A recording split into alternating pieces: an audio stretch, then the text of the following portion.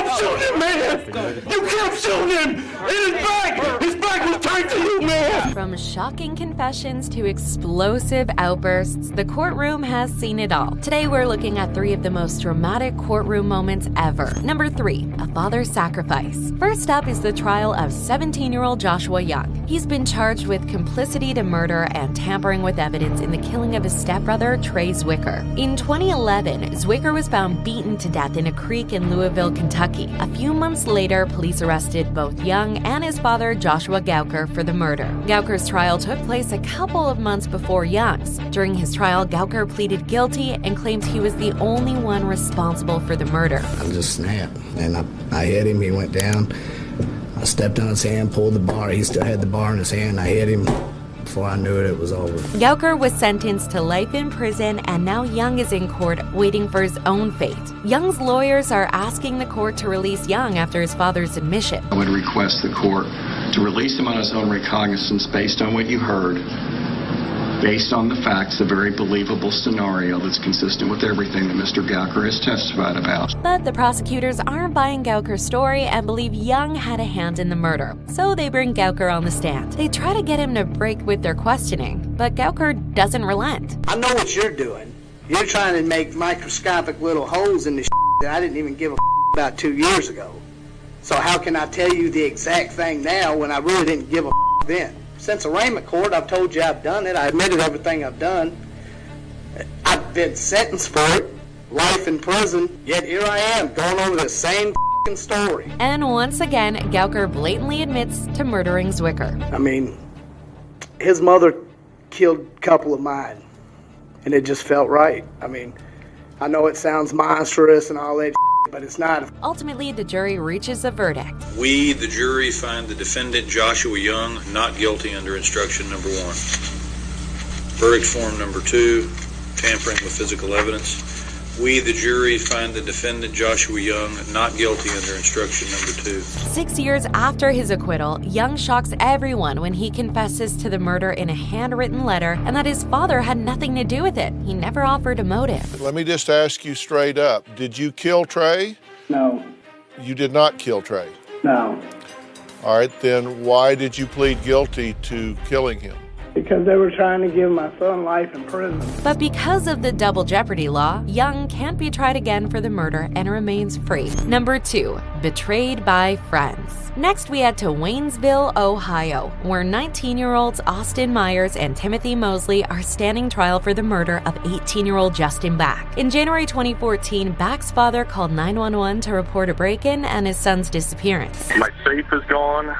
My handgun that was on top of the safe is gone. Watches. His bedroom looked like it was a wreck. Like his room, the lamp was knocked off his dresser. In the kitchen, the tables were all shoved up against the wall. The rugs are missing. A few days later, Back was found. The Preble County Sheriff's Office confirmed for me today that Justin Back's body was found in a field near a bridge. The police had information that Myers and Mosley were in Back's home on the day of his murder. They were arrested and both confessed to the murder. Apparently, Back had a safe in his house that Myers and Mosley wanted to rob. So they made an elaborate plan to go to his house, murder him, and then steal the safe. During the trial, Mosley testifies to all this as part of a plea plan. No mess. What's the significance of that? What did that mean? The idea of strangling them, that way it would create no mess, pretty much be an easier job to handle. He even tells the court what Back's last words were. A few moments after, Justin was trying to ask us why. He was pleading to stop, pretty much begging for his life. The premeditated murder was so brutal that prosecutors believe the 2 teens deserved the death penalty. But Myers takes the stand to ask the judge and the jury to spare him. If you choose for me to die, it's only going to cause more pain and suffering for another family, not me. It won't hurt me. I won't feel anything. It's going to hurt more innocent people. No, I've made a horrible mistake.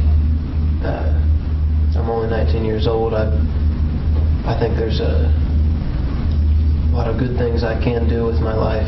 if you allow me to keep my life. Neither the jury nor the judge are moved by Myers' speech. The defendant does not understand how precious life is. Therefore, the sentence of death shall be imposed upon Austin Gregory Myers on the charge of aggravated murder. That made Austin Myers the youngest person in Ohio to be put on death row. Timothy Mosley was sentenced to life in prison without the possibility of parole. Number 1, grieving father. We're now in Miami, Florida. Lucas Kendall is in court for second-degree murder and attempted murder. In June 2012, Kendall was working as a security guard in a Miami strip club. Kejuan Bird and Michael Smathers were sitting in a truck outside the club when Kendall approached them and shot them. Bird died of his injuries while Smathers is now paralyzed from the waist down. Although Kendall claimed they were armed, police later said they weren't. Now the family and friends of the victims fill the courtroom waiting for justice to be served. Carlos Gonzalez on behalf of Lucas Kendall, who is present in custody. Good morning, Mr. Kendall. I see the family, the next of kin is present as well. Kendall's lawyer wants to keep him in a mental health hospital, claiming that sending him to jail would deteriorate his mental health. In order to prevent him from decompensating?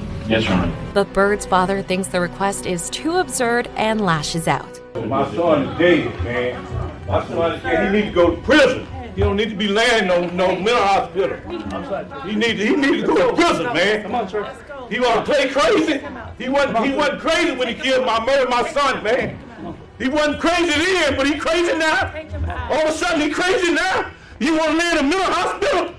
You don't murder my son, man, for nothing? Eventually, the deputy and family members dragged the father out of the courtroom to calm him down. And you kept shooting him while his back was under the truck. You kept shooting him, man. You kept shooting him in his back. His back was turned to you, man. He was trying to get away from you. And you murdered him, man, like that. You murdered him, man, like that. Lucas Kendall was found guilty on both charges and was sentenced to life in prison.